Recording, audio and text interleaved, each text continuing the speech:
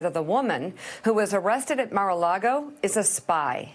Yujing Zhang was taken into custody late last month for illegally entering the president's resort and lying to the Secret Service.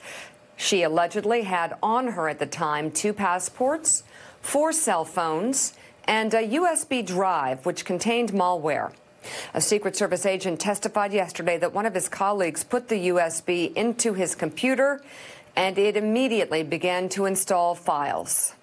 Federal authorities also revealed yesterday that in her room at a nearby hotel, Zhang had a trove of items, including 9 more USB drives, another phone, 5 SIM cards, nearly $8,000 in U.S. currency, and a signal detector which is used to detect hidden video or audio recording devices.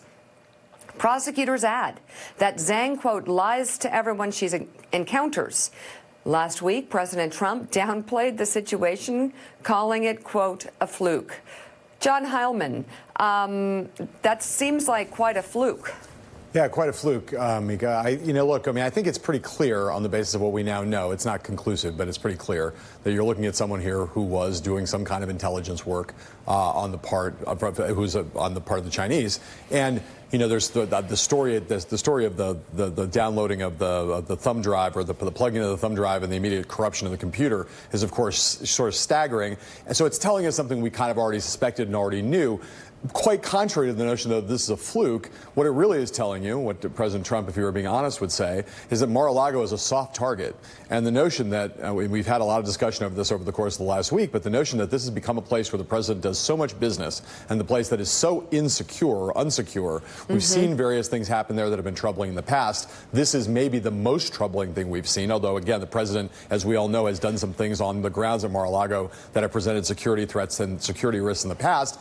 And the whole thing that makes it so disgusting and scary is the fact that it's all done because the president wants to keep Mar-a-Lago open as a club for his personal profit. So, again, one of many cases where we see the president prioritizing his own net worth over the national security of the United States.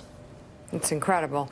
All right, Heidi Przybyla, before you go, thanks for being on, by the way, but William Barr testifying on Capitol Hill. What do we expect?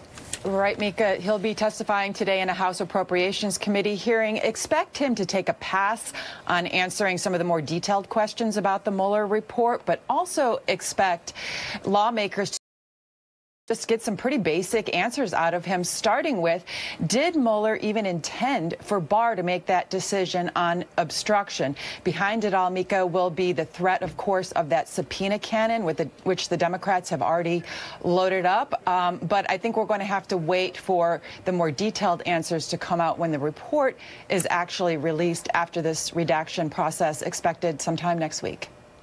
Yes, we're still waiting for the Mueller report. Heidi